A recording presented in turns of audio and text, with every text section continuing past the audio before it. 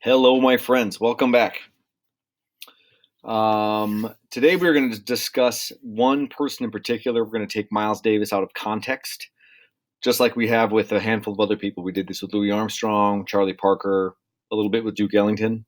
We're going to talk more about the bulk of his career and the influence that Miles Davis had, and all the different styles that he performed in. So typically, we've sort of been going style by style. We started with early influences, and then we had Dixieland, sort of being the first jazz, and then swing era, and then bebop. Miles Davis starts in bebop, but over the course of his 40 some odd year career, he evolves quite a bit and constantly sort of innovates. And actually, we'll touch on a bunch of other styles. Through Miles Davis, he'll sort of be the conduit that we will discuss cool and third stream, which we already have a little bit, but also modal jazz and fusion. So you're going to get a little bit of all these things now. The video clips that accompany this lecture will specifically kind of open up the modal discussion, because you've already seen some of the cool and third stream stuff. So there'll be modal things there for you, and it'll probably introduce a little bit, or it might, if I remember correctly, it might introduce a tiny bit of fusion. But we'll come back and do jazz fusion actually after the second test. Anyway, so again, this is out of kind of our chronological order, just to cover this one sort of monumental figure. Okay, as you can see, Miles Davis here was a trumpet player, and extremely influential in American music, particularly jazz. Okay, so a little bit of his background information. He was born in East St. Louis, Illinois. That's on the Illinois side of St. Louis, where obviously St. Louis is, on the Missouri side.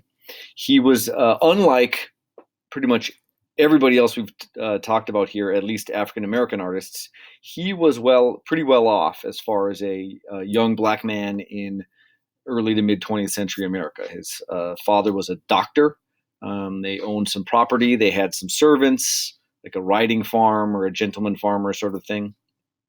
He was small, and so he developed this tough demeanor that he actually became very, very well known for. Later on in his life, he did not treat people very well, certain people very well, both men and women, unfortunately. Known to be difficult with record companies and concert promoters. He was abusive to his spouses and things like that. Unlike a good comparison here would be Louis Armstrong, where Louis Armstrong was very, again, much the entertainer. Wanted to leave everyone to leave his performances with a smile on their face, thinking they had a great time. So he would tell jokes. He would be a lot of laughter, a lot of jubilance, a lot of fun, a lot of that kind of stuff. Miles Davis was in many ways the opposite of that, and it's the next generation of black entertainers or black musicians in America at that time. Louis Armstrong grew up in a different America, very much a segregated America, from the poorest parts of New Orleans, just a different, survival instincts. Miles Davis came from a fair amount of privilege, at least from an African American child's perspective. And he was much more of he grew up in the civil rights sort of fight.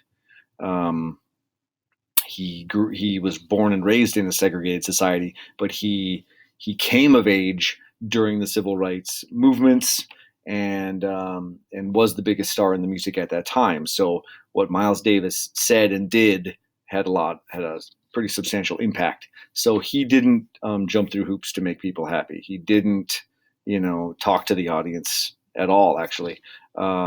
These sorts of things, pretty dramatically different. So he, like many other jazz musicians in the 50s in particular, suffered from a wide variety of addictions. He had a heroin problem that he developed when he worked with Charlie Parker. He actually had a cocaine addiction later on. So those issues were there. He smoked quite a bit. But musically, he was always innovating. He was always changing, looking for new things, bridging new, divides, and trying to create new music that nobody else was doing. Over a 50-year period of productivity and change, he never looked backwards, always moved forwards. You could say that biggest Louis Armstrong's main style was sort of in a traditional Dixieland and early swingish sort of style, and he never left that. You could say that Dizzy Gillespie, his main contribution was bebop, and he didn't really venture much out beyond that.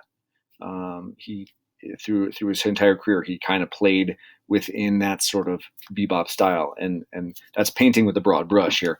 But Miles Davis, when he was done with bebop, he sort of moved on to cool, and then when he was done with cool, he sort of moved on to modal, and when he was done to all that, so he just kind of kept moving forward and rarely looked backwards. Okay. So died in 1991 at the age of 65. Okay.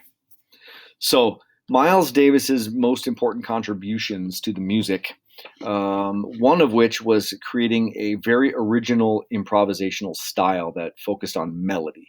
I asked you when we were discussing bebop, I shared with you the tune "Now's the Time," and that was Miles Davis's one of his earliest recordings as a member of Charlie Parker's quintet. And "Now's the Time" featured Miles Davis on a trumpet solo.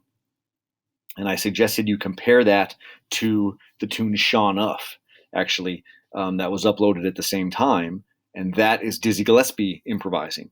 They are dramatically different. Dizzy Gillespie is explosive throughout all registers, high and low. He plays extremely fast, and he plays literally hundreds of notes. He just sort of overwhelms you with his virtuosity and his dexterity and his note selection and all that kind of stuff. Miles Davis, and "Now's the Time," is much more relaxed, and albeit it is a slower tune, but he plays more melodically. He plays linearly, like I'm going to play a tune instead of doing just these dazzling waves of notes over and over again. So it's substantially different. Okay, that's one thing, and then the other big deal is that Miles actually played in over the course of his career 6 jazz styles. You could almost argue 7. If you at the very end of his career, he was fusing other things too, but we're going to just say 6. Performed in 6 jazz styles, and he was a pioneer in creating 4 of those. Those 4 being cool, which he started with Gil Evans and that Birth of the Cool record, which was the 9-piece group in the late 40s. Then Third Stream, which was that mixture of jazz and classical music, which he also did with Gil Evans once he signed with a major record label, Columbia, creating these sort of jazz concepts of orchestral works and that kind of stuff. That was in the late 50s. Then you had modal jazz, which actually happened at the same time as Third Stream, and that one you're going to get a lot of in those video clips that accompany this lecture, where the complex harmonic structures of bebop, where the bebop musicians were always trying to, come up with innovative and complex things. How can I make this chord progression harder for everybody else? That kind of stuff. That's sort of a cutting contest or a rivalry or a competition. In modal jazz, Miles Davis abandons that completely, and you go from a progression with 12 complicated chords to 2 chords, and they're not even that challenging. So on its surface, it seems like it's a lot easier for improvisers because they don't have all of these chords to navigate, which in one sense is true. But the other sense is it almost goes too far in the opposite direction. Now, instead of having some harmonic direction, there's momentum in chord changes. That momentum is now taken away. So the soloist has to create his or her own momentum through these stagnant chord changes. And that creates different challenges. And that's what modal jazz is.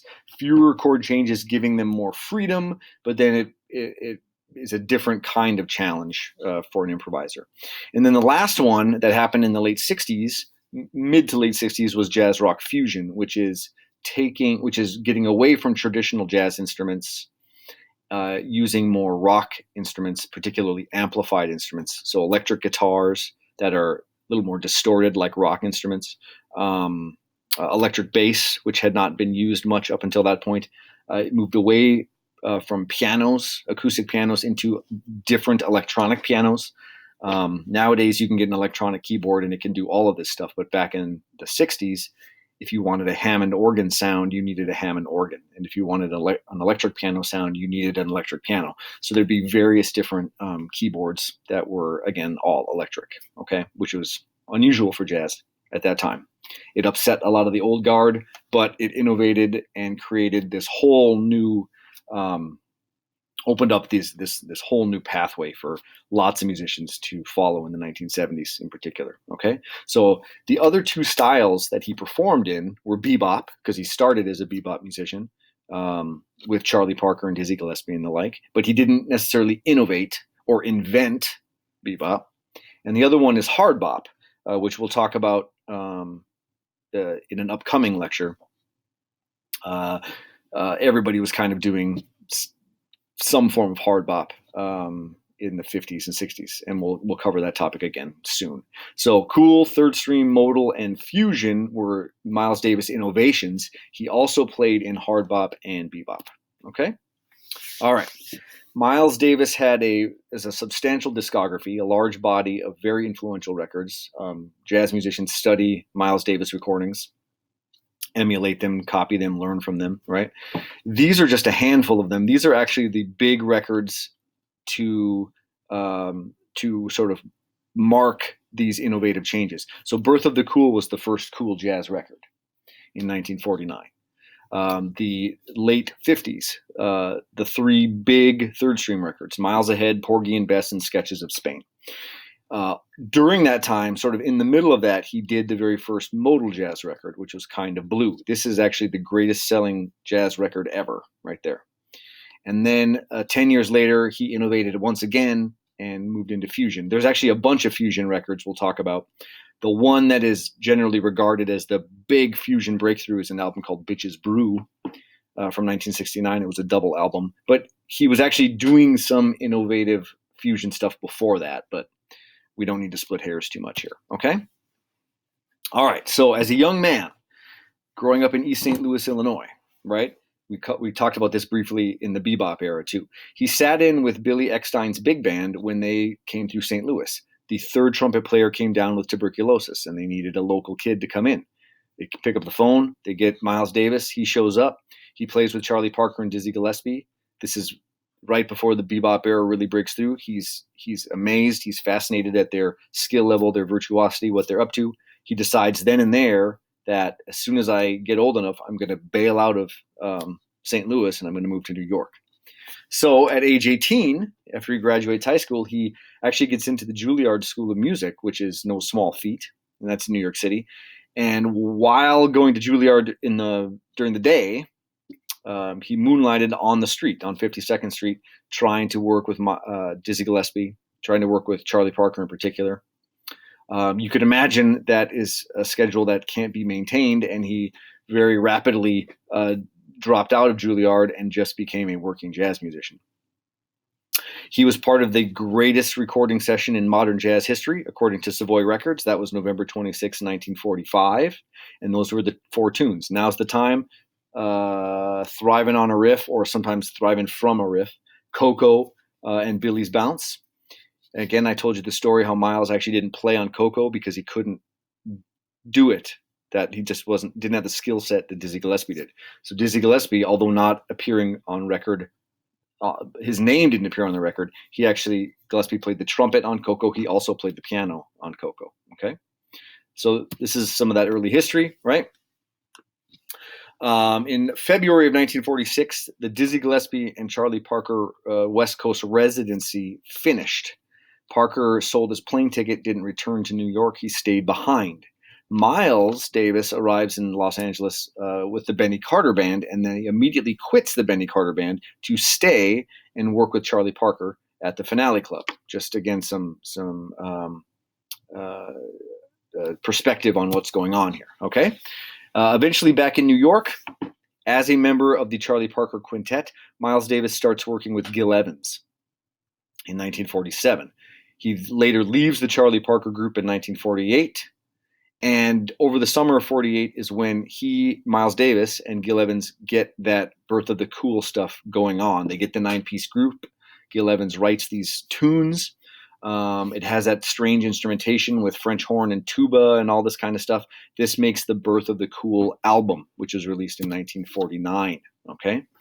After that, the cool scene very much drifted away from sort of New York and became sort of watered down and white and West Coast. And then you get the takeover of the Stan Getz types and the Dave Brubeck folks and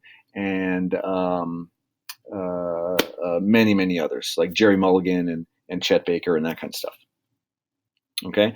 All right. So then Miles eventually, he's experimenting from the early 50s to the mid 50s. He records a number of albums with various sidemen.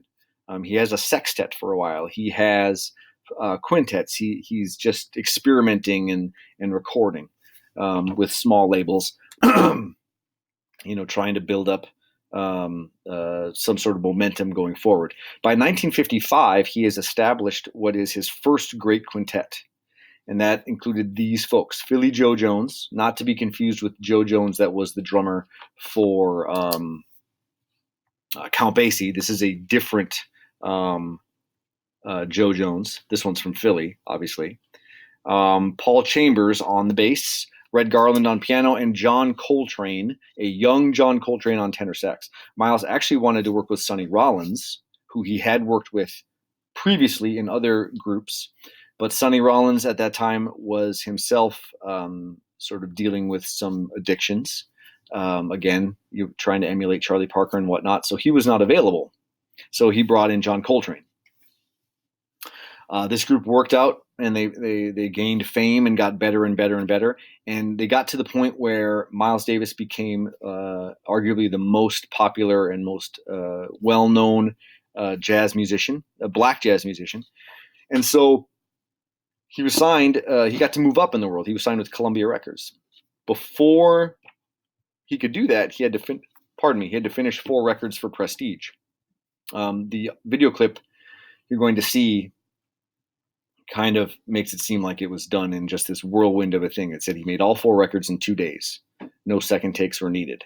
And that is true, but it wasn't like a Thursday and a Friday. It was these 2 days, May 1st, 1956, and then 5 months later, October 26th, 1956. So it was these 4 records, Cookin', Relaxin', Workin', and Steamin', that allowed him to leave Prestige and then sign with Columbia Records. And as soon as he did that, pardon me, he actually disbanded the quintet for a while and said, great, we're done now. I'm going to go in this different direction. So all these guys went off and started doing other projects. Meanwhile, Miles Davis, now with Columbia Records, teams back up with Gil Evans, and they start to do these orchestral type albums, which became the Third Stream albums. Miles Ahead was first. Miles Davis played the flugelhorn, which is again, sort of a more mellow sounding trumpet. And this is the instrumentation: 5 trumpets, 4 trombones, 3 tenors and 1 bass, 3 French horns and tuba. Gil Evans loved his French horns and tuba. Alto sax, bass, clarinet, 3 flutes that also doubled on clarinet, and then a rhythm section, bass, and drums. It kind of resembles a big band outside of the French horns and the tuba, but it has a brass section and a reed section, but it's not played like a traditional big band. This is Gil Evans scoring, again, sort of more orchestral sounding music. Okay. After these sorts of records, these big 17-piece groups, these were not taken on the road. They didn't tour with these. These were really only for the sake of recording this music and then selling the albums. So obviously a good deal of musicians' revenue was made through touring. So after they made this record, Miles Davis reformed the quintet. He went back and he got all these guys again, right there, right? And he added one other person. He added an alto sax player by the name of Julian Cannonball Adderley. So now it's a 6-piece group, and they would tour and play more club dates and that kind of stuff. Okay. All right. So later on, then the next year, Miles and Gil Evans get back together and they record the second of these big groups, the Porgy and Bess album, which was the first jazz LP in stereo. A little bit of trivia there for you. Miles again plays flugelhorn, but he also plays muted trumpet. He developed this sound over the years of playing with what's called the Harmon mute, which is sort of a metallic sound, very characteristic of Miles Davis's sounds. Again, it's a very similar sized group: 4 trumpets, 4 trombones, 2 saxes. There's the 3 French horns again, and the tuba, some flutes, so again, brass and reeds. And this was the Porgy and Bess opera. And this was taking the opera and transferring it to taking the pop tunes or the solo songs out of the opera and making it for this group and for Miles Davis to function as the artist, as the vocal soloist. Of course, he does that through playing the flugelhorn and the trumpet, transferring the vocal score to music for orchestra. Miles operates as the opera singer, but playing the trumpet. Okay, I gave you the 2 versions of Summertime, for example, the operatic one and the Miles Davis version from this record. Okay. It was this sort of recording here, or these sorts of projects with Gil Evans that introduced or gave Miles the idea to go in a modal direction. Specifically, Miles was quoted as saying, quote, "When Gil wrote the arrangement of I Love You Porgy, he wrote only a scale for me to play." So he gave him this long stretch of music, and he just gave him a scale or a mode and said, choose from these notes. And the harmony didn't change. The harmony stayed stale and stagnant and still. And Miles had to create the momentum and create all of that stuff himself, which was quite challenging, right? And again, I've given you a couple of ideas of things to listen to along these lines, right? So we're moving through the late 50s, and this we did 2 of the Third Stream albums, Miles Ahead and now Porgy and Bess. That leads to 1959, which is the record you're going to see in the video clip that accompanies this lecture, which is The Rise of Modal Jazz, which is Kind of Blue. And this is where Miles shows up with little bits of music and says, you're going to play this part, you're going to play this part. And the chord structure is very slow moving. And so they have to change the way they improvise completely. The resulting album is Kind of Blue, and which is the best-selling jazz record in history. I'm going to upload at least 1, maybe 2 tunes from that record. All Blues, perhaps, and So What. And particularly on So What, you can hear it. There's just 2 chords. After the introduction by the bass and piano, the bass starts with its famous bass line, ba-boo, boo, boo, boo, boo, boo. Piano chords, ba-boo, ba-boo, boo-bee, boo-bee, boo. Piano chords like that. Hope you like my rendition. And there are really only 2 harmonies. If I'm not mistaken, it's D minor and E minor. They play in D minor for like 16 bars, and then they'll go up a step to E minor for 8 bars, and then back down to D minor again. It's very, very simple. But again, it sort of opens it up and allows the improvisers to really explore more in a different way of improvising. It's wonderful music. If you like to just sort of chill out, it's a great album. And you may understand after listening to just a couple of those tunes why it is the best-selling jazz record in history. It's a fantastic record. Okay, so you're going to get some of that, more of that stuff in the video as well. And then to sort of wrap things up, after that record, he goes back again with Gil Evans, and they make the final one of their trilogy of big Third Stream records, and they make Sketches of Spain, which I had alluded to already. There's a bit of Rodrigo's guitar concerto, the Concerto de Aranjuez, which they made a trumpet version for, right? And I'll give you both of those, like I said before. There's excerpts from the Defia Ballet, and there's a couple of compositions by Gil Evans that sound Spanish-y, right? Hence Sketches of Spain. So we've gone now from started in bebop. In 1949, we get Cool, right? We get the birth of the Cool. In 1955, we have his first great quintet, and they're churning out some albums. He moves on to Columbia. By the late 50s, he's now doing third stream records for Columbia. In between the third stream records of Miles Ahead, Porgy and Bess, and Sketches of Spain, he introduces modal jazz, Kinda Blue, the best-selling record in jazz history, right? And so he's kind of sitting on this for a while. All right.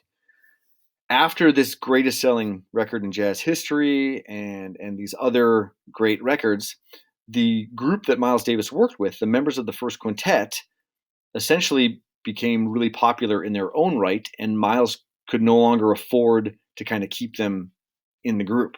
John Coltrane became a big star on his own.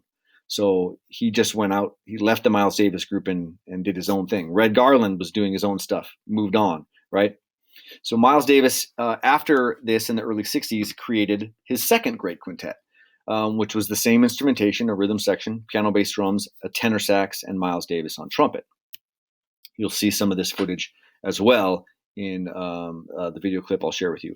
The new tenor sax player is a younger guy named Wayne Shorter, who would write a tremendous amount of music. Herbie Hancock and Tony Williams would go on to feature prominently, as did Wayne Shorter, in the movement towards fusion. Ron Carter was the new bass player. Tony Williams was only 17 years old when he started playing with Miles, and they actually had to come up with all sorts of. It was difficult to play in some clubs, actually, because of alcohol. There was all kinds of unique issues that they had to figure out. But being Miles Davis, it usually worked. Here is just a handful of albums that this group did. There's many more, and they're all outstanding records. ESP, Miles Smiles, Nefertiti, The Sorcerer, great records.